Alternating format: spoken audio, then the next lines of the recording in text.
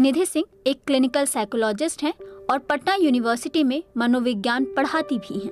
इस बीमारी के बारे में वो बताती हैं कि मनोवैज्ञानिक कंडीशन है जिसको साइकोलॉजिकल कंडीशन या साइकियाट्रिक प्रॉब्लम जिसको आमतौर पे हम लोग कहते हैं। तो उसमें क्या होता है कि कोई पर्सन जो है वो अपने बालों को नोचता है, तोड़ता है। जैसे वो हमारे भौहों के बाल हो सकते हैं, हमारे सर के बाल हो सकते हैं, हमारे स्किन पे जो बाल होता है त्वचा पे वो भी हो सकता है, और उसको वो मतलब निकाल के फेंकता है। लेकिन इसको जो खाने वाली जो कंडीशन है उसको एक और कंडीशन होती है, इसको हम लोग पीका कहते हैं साइकियाट्री में। वो एक ऐसी मनोवैज्ञानिक कंडीशन है जिसमें कि जो नॉन एडिबल चीजें होती हैं उसको वो पर्सन खाता है, कंज्यूम करता है। जैसे मान लीजिए कोई कागज का टुकड़ा है या मिट्टी है या चौक है जो कि आमतौर पे नॉन एडिबल है, या बहुत बार क्या होता है कि बच्चों में खास करके वो एडिबल चीजें भी हो सकती हैं लेकिन हम उसको बहुत ज्यादा कंज्यूम कर रहे हैं। तो अगर हम इसको नोच के फेंक रहे हैं तो वो ट्राइकोटिलोमेनिया है, जो कि हमारी हैबिट का डिसऑर्डर हो सकता है, एंग्जाइटी का डिसऑर्डर हो सकता है।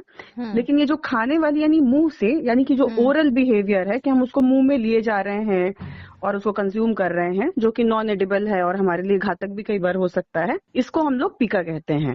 तो ये दोनों का मिश्रण भी हो सकता है कि भाई एक तो बाल नोचने की भी प्रॉब्लम है और दूसरे हमको इसको कंज्यूम करने की भी प्रॉब्लम है। तो ये दोनों का मिक्सचर भी हो सकता है या फिर ये पीका हो सकता है। मुझे ध्यान से वो पूरी घटनाक्रम और चीजों को समझना होगा। दूसरा कि ये 2-3 वजहों से हो सकता है, जो आप कह रही हैं कि क्या इसके पहलू हैं। एक तो कि बच्चे में कोई न्यूट्रिशनल डिफिशियंसी है तो उसकी वजह से कोई कंज्यूम कर रहा है उसको, और बच्चे को ये मतलब विभेद नहीं है क्योंकि उसकी कॉग्निटिव लेवल उस तरीके की नहीं है, संज्ञानात्मक स्तर उसका ऐसा नहीं है कि वो उसमें विभेद कर पाए कि व्हाट इज एडिबल, क्या खाने योग्य है या खाने योग्य नहीं है। और दूसरा इसका ये पहलू है कि वो इमोशनल ईटिंग भी हो सकता है, वो हैबिट यानी हमारी आदत का भी परिणाम हो सकता है।